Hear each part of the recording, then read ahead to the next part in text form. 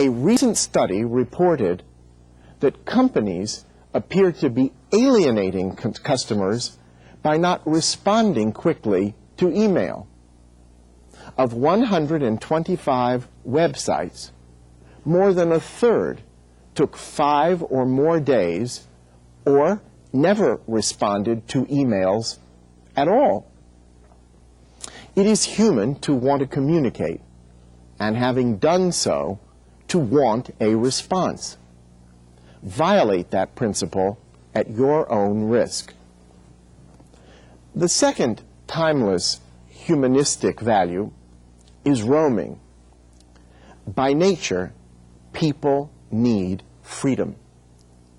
Industrial age organizational charts that impose an outward structure upon executives, managers, and employees work against individual self-expression and empowerment.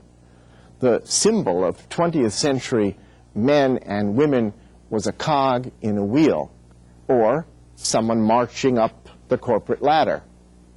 Well, people are neither cogs nor ladder climbers by nature. Information technology is making it possible for 21st century men and women to adopt the self-sufficient mindset of farmers and the fierce independence of shepherds, self-actualized human beings. Only they will function within the context of 21st century technology and the freedom that it gives them to move or to stay put. The model of the 21st century organization will be like that of New York City taxicabs. Their cab is their domain. They are fiercely independent. They know what their job is. They have the resources to accomplish it, and they don't need anybody breathing down their neck. They assume responsibility for the task they have to perform, and they don't need a large bureaucracy to support them. They roam in search of business, are free to pick it up or even decline it as necessary. They are their own organization. The third timeless principle that people need to readopt is pluralizing.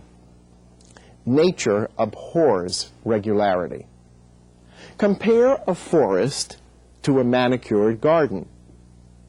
Those people are most humanistic who most recognize that there is more than one way to do anything, that it is frustrating and futile to presume to seek a single model, a single product, a single service, or a single way of doing anything. Within the context of new and emerging technologies, it will become increasingly clear that the choices available to average people around the world will become myriad.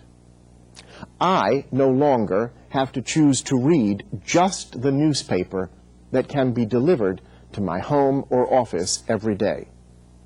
I have access to infinite sources of information from around the world.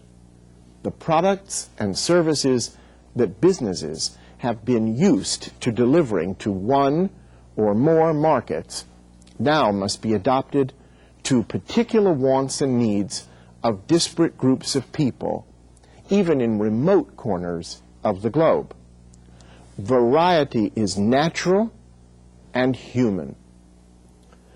The fourth timeless humanistic value that successful people need to adopt is temporizing. All notions of time, the 8-hour workday, the 5-day work week, the weekend, are industrial age artificial constructs that have been exploded and that will continue to be shattered as more and more people become liberated from the self-imposed shackles of time clocks, especially the time clocks right in our minds. Uniform time schedules are a product of getting people into industrial age manufacturing so that they could work on the same shift and so that their productivity could be measured in output per worker. It is not human to punch a time clock. It is human and natural to work at will, adjusting a schedule as needed, round the clock, to get the job done. The fifth timeless humanistic value is micronizing. Successful people of the 21st century will focus on one-on-one experiences for themselves and for everyone with whom they come in contact.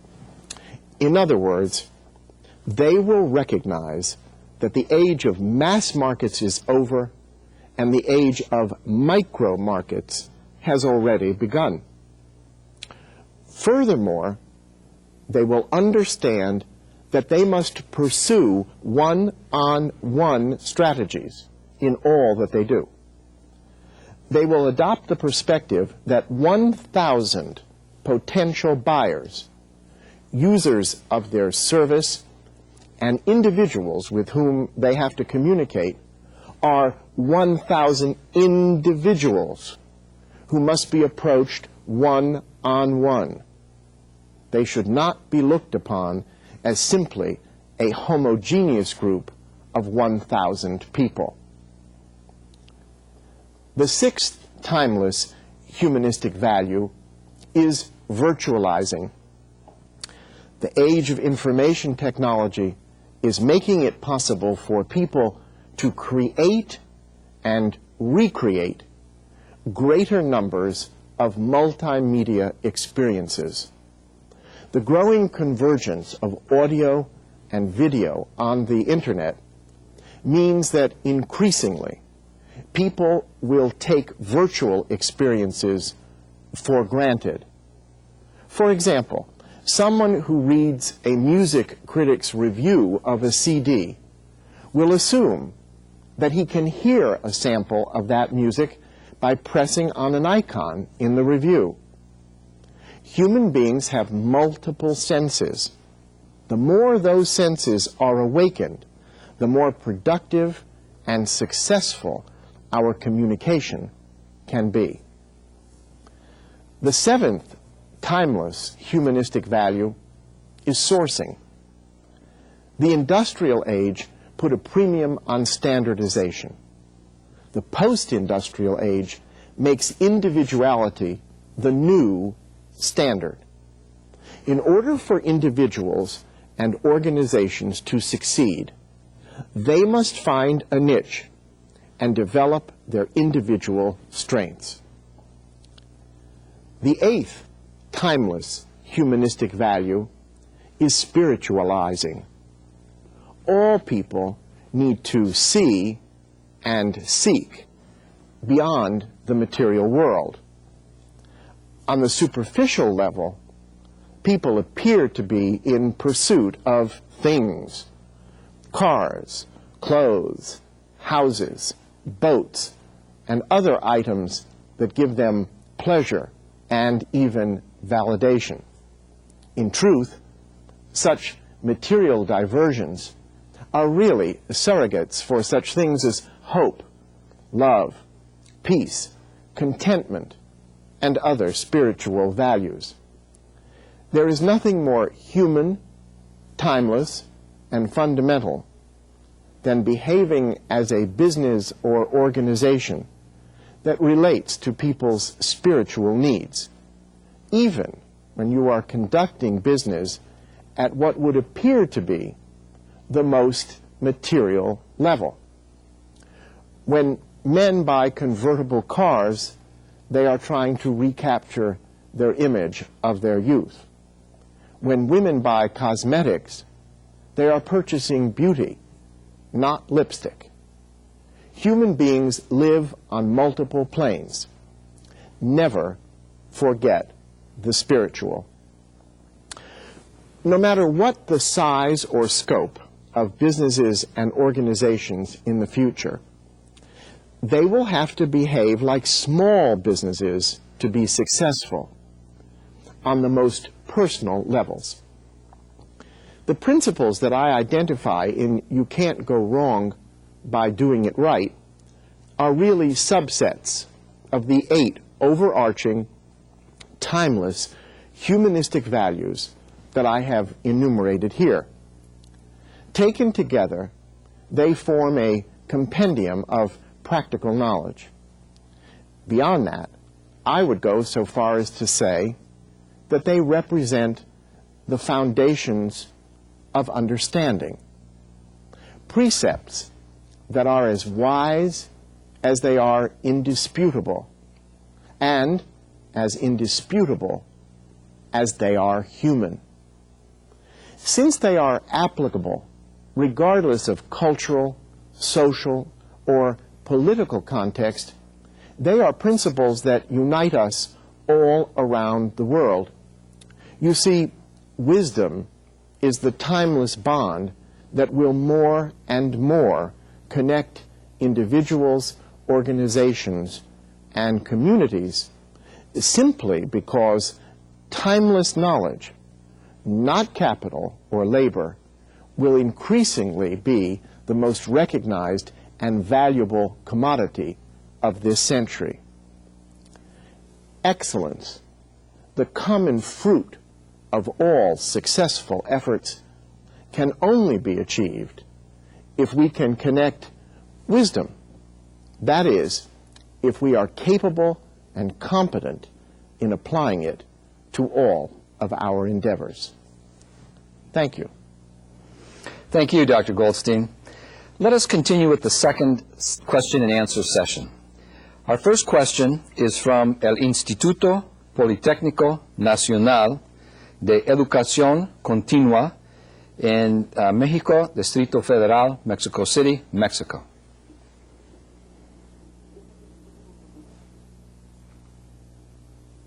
Bueno, sí.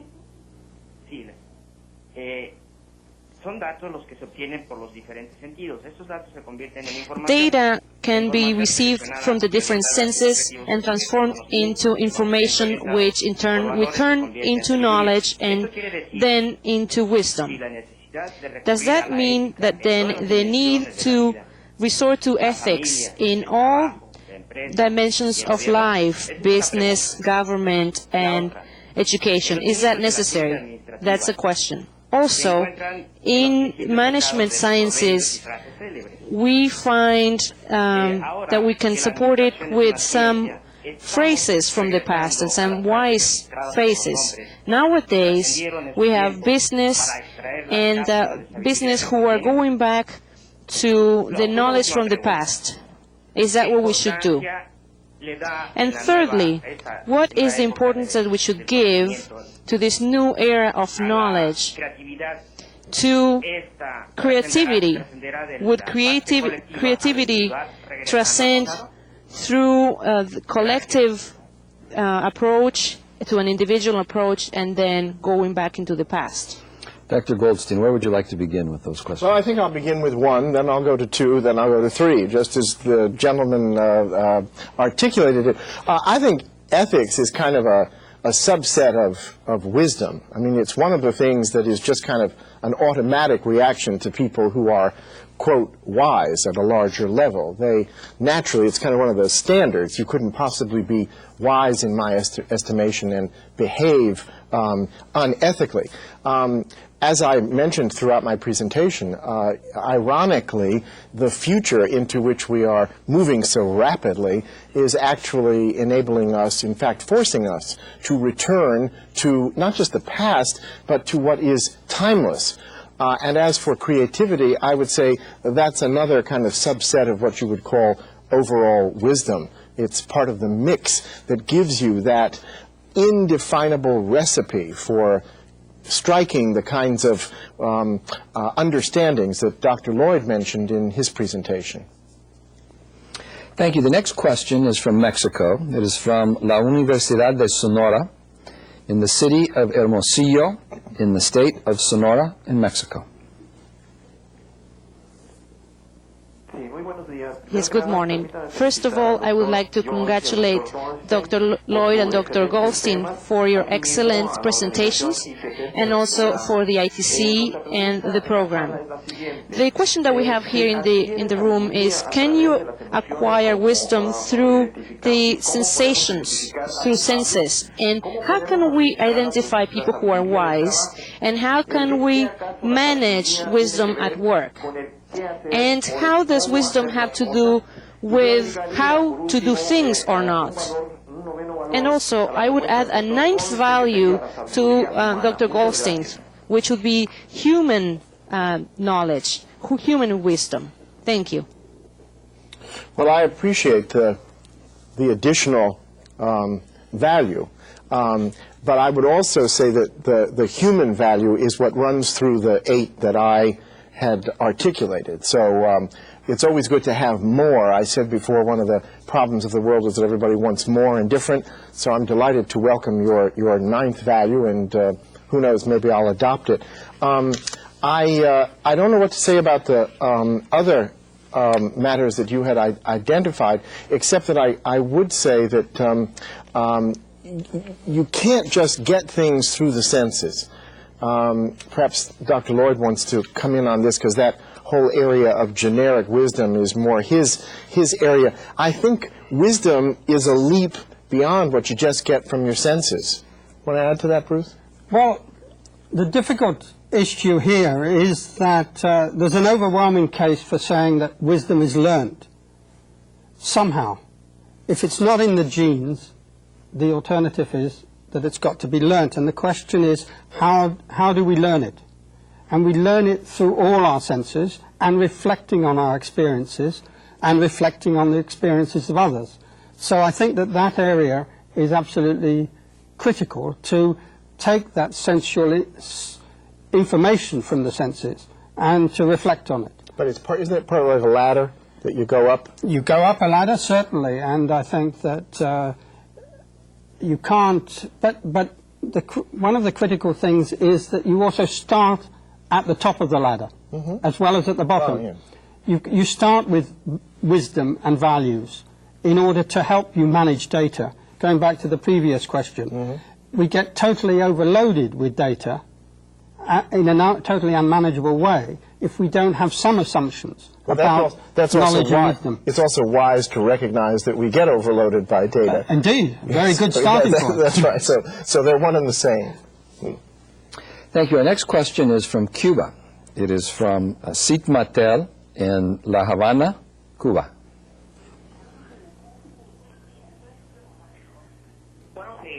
Good morning. Going back to the subject that the doctor was talking about, spirituality, that would be necessary to manage business in the future. What is your opinion about the ethical issues that are not followed, having to do with unfaithful competition among organizations who have similar goals?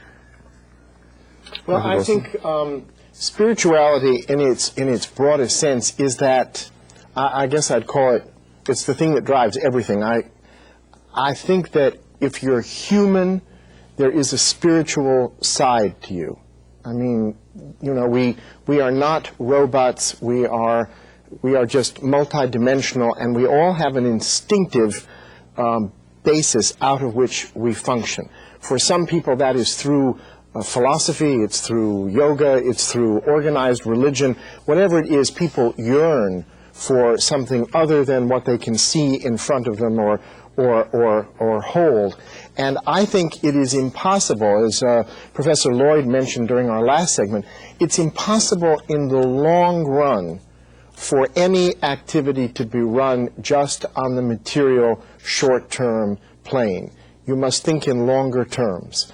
And with that as the backdrop, of course you are going to make decisions that are not just right away. If you're dealing with the environment, a short-term interest says, I don't care if I pollute this environment, I want to get out of it everything I can for today.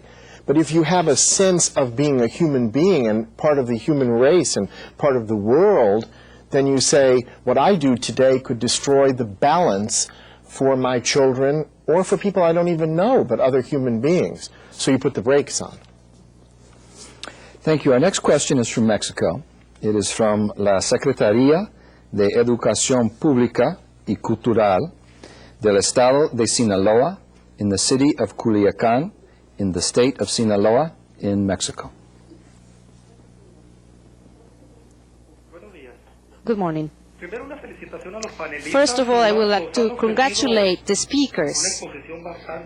This presentation has been very intelligent, and we have learned some concepts that are not new but make us think. And based on this context, I would like to ask that if the promotion of a new technological and humanist revolution within an educational concept could count with financial investment, would this type of revolution justify that type of investment?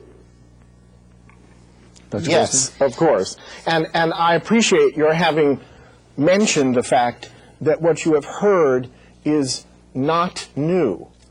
As I mentioned at the beginning of my presentation, I was delighted when that reviewer of my book said what she said. That's the whole idea, that I think what we're getting to is timelessness. And of course, that's worth an investment. The question is whether people are willing to sit out the length of time you need for a return. Dr. Lloyd, what do you think? I think one of the things that has happened over the last few years is it's become much more acceptable inside educational circles, whether you're talking about classrooms or university or even educational programs in industry, to talk about values. And personally, I think that words can be problematic, and it's very useful to talk about values, because that is a way of helping you get a long-term perspective on issues. It sometimes is easier to talk about values than spirituality, and this is something that is, I think, becoming much more important and much more widely recognized. Our next question is from Panama, again from La Universidad Tecnológica de Panama in Panama City, Panama.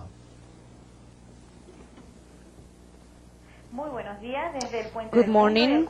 From the bridge of the world and the heart of the world, we're saying, they say that you can never go back to the past. The industrial world of the 19th century was horrible in many ways, and we hope much better for the future.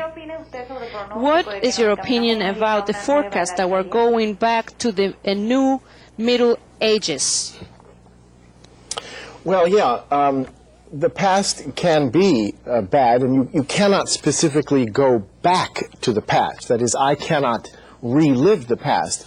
What you do is, and I think the reference had come out during Professor Lloyd's presentation, we talked about sifting through. There's a sifting process. What you want to do is recapture the best of the past and blend it with the opportunities of the future, as opposed to just saying, we have no history. One of the things about what makes us human is that we function on multiple planes. We have a memory, and we must use the best of that. That's part of the wisdom, is to sort through what was good, to be able to recognize it in the present, and to keep it alive in the future. That separates us from animals who look at what's in front of their noses. This is the essential process, it seems to me. I think it's critical here to recognize that unless you learn from the past, you're not likely to be making progress in the future. Why repeat it? There's no nonsense. So if we don't want to go back to those previous horrendous conditions, we've got to learn from the experience of the past, and that focuses our attention very much on the sort of issues that we've been trying to raise today. That's part of being wise, isn't it? Well, a wise person learns from the mistakes of others. Thank you very much. Next from Spain, from la Universidad de Alicante, in San Vicente, Alicante, España.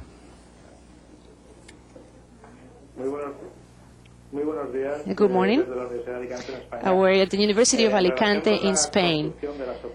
As for building a knowledge society, do you think that the virtual learning would be overcome the learning in person at different institutions?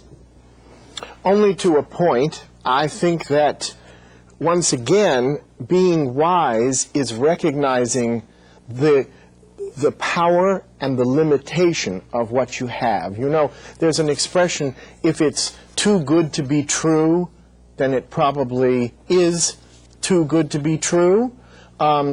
It's, you know, let's face it, the virtual is not the real. It cannot be the real. As long as you do not mix and make people think that a virtual reality is the real thing, but recognize that it is a substitute that can help you with the real thing, that's fine. But, you know, simulation, you know, people who are going to become airline pilots or people who are going to do all kinds of activities can simulate them so that when they have to do them in the real world, their ability to perform is enhanced. That doesn't mean that because you can run a simulator, you never have to practice in a real plane. But no, you can never substitute one thing for the other. That's the setup for disaster. Dr. Lloyd, one last comment.